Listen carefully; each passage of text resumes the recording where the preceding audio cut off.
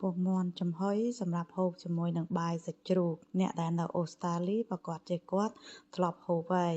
បាយសាច់ជ្រូកនៅអូស្ត្រាលីគេតែងតែដាក់ពងមាន់ចំហុយមួយដុំឬក៏ពីរដុំបើអត់ពងមាន់ចំហុយតម្លៃ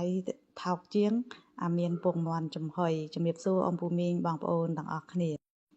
មានពងមាន់ចំហុយហ្នឹងតម្លៃថ្លៃជាង$2 ឬ$3ចឹងទៅហើយថ្ងៃនេះខ្ញុំមកតាមសំណូមពររបស់បងប្អូនក៏សំណូមពរខ្ញុំធ្វើវីដេអូម្ដងទៀតពីពងមាន់ចំហុយខ្ញុំក៏ធ្លាប់បានចេញវីដេអូម្ដងរួចមកហើយថ្ងៃនេះខ្ញុំប្រើតែជ្រូកតែមួយខាំស្ទើទេបងប្អូនប្រើច្រើនបងប្អូនលៃលកគ្រឿងទេសតាមហ្នឹងណាខ្ញុំប្រើតែជ្រូកកញ្ច្រាំហ្នឹងគឺដោយប្រើមានសាច់លាយខ្លាញ់បងប្អូនអត់ចូលចិត្តខ្លាញ់បងប្អូនប្រើសាច់សុទ្ធទៅតែបើមានលាយខ្លាញ់តិចវារសជាតិឆ្ងាញ់ជាងវាអត់ទៅរឹងណាហើយចំពោះសាច់កញ្ច្រាំបងប្អូនមិនកញ្ច្រាំម៉ត់ទេហើយយើងមានគ្រឿងផ្សំមានដូចជាខ្ទឹមដើមខ្ទឹមយើងយកផ្នែកខាងគល់ទៅវាឆ្ងាញ់ហើយមានកញ្ចៀកកដោហ្នឹងផ្សិតកញ្ចៀកកដោ3-4ចេះមកហើយមានខ្ទឹមក្រហមមានតាំងហ៊ុនហើយក៏មានម្សៅពោតឬក៏ម្សៅឆាប្រើបានដូចគ្នាណាម្សៅពោតហ្នឹងខ្ញុំដាក់2ស្លាបព្រាបាយបងប្អូនអត់មានម្សៅពោតអាចដាក់ម្សៅឆាជំនួសក៏បានដែរហើយខ្ញុំដាក់ស្ករស1ស្លាបព្រាបាយហើយទឹកស៊ីអ៊ីវដាក់3ឬ4ស្លាបព្រាចឹងទៅបងប្អូនដាក់តាមរសជាតិដែលបងប្អូនហូបទៅណាហើយពងមាន់ខ្ញុំប្រើ4គ្រាប់ពងមាន់នេះខ្នាតល្មមទេអត់មិនមែនអាធំទេណាបើបងប្អូនប្រើអាខ្នាតធំគេហៅអាស័យ extra large ដូចជា80ក្រាមអីមួយគ្រាប់80ក្រាមបងប្អូនប្រើតែ3គ្រាប់បានហើយចំពោះសាច់ប្រហែលខ្ញុំណាតែបើដាក់សាច់ច្រើនជាងខ្ញុំបងប្អូនដាក់ពងមាន់តាមហ្នឹងទៅ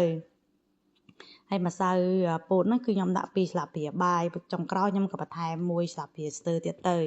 សាច់ប៉ុណ្ណឹងបងប្អូនដាក់2ស្លាបព្រាបាយមកទើបសាច់ជ្រូកយើងរៀងរឹងល្អអញ្ចឹងណា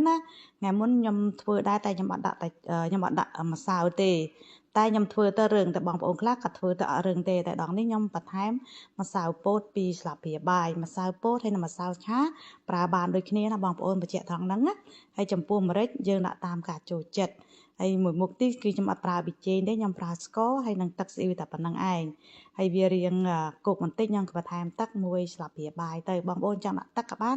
បើដាក់ទឹកក៏បានដែរតែខ្ញុំដាក់ទឹកតិចទៅណាយើងកូរគ្រឿងទេសទាំងអស់ឲ្យបានសព្វល្អហើយយើងយកទៅចំហុយចំពោះចានចំហុយបងប្អូនត្រូវតែលាបប្រេងតិចណាកុំឲ្យវាជាប់ដូចថាពេលយើងចំហុយហើយធម្មតាទេពងមាន់ពងអីតែចំហុយវាជាងជាប់បងប្អូនចង់លាបប្រេងក៏បានមិនលាបក៏បានដែរតាមតែបងប្អូនតែខ្ញុំលា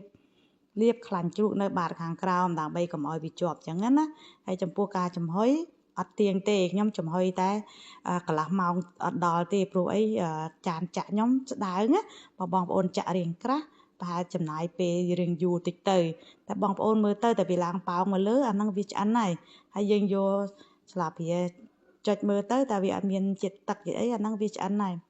ហើយយើងទុករៀងត្រជាក់បន្តិចបានខ្ញុំយកពងមាន់ផ្នែកក្រហមហ្នឹងយកមកលាបខាងលើដើម្បី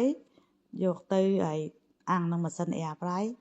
ឲ្យវាមានពណ៌ក្រហមល្អណាបងប្អូនអត់មានម៉ាស៊ីន air fry បងប្អូនក៏អាច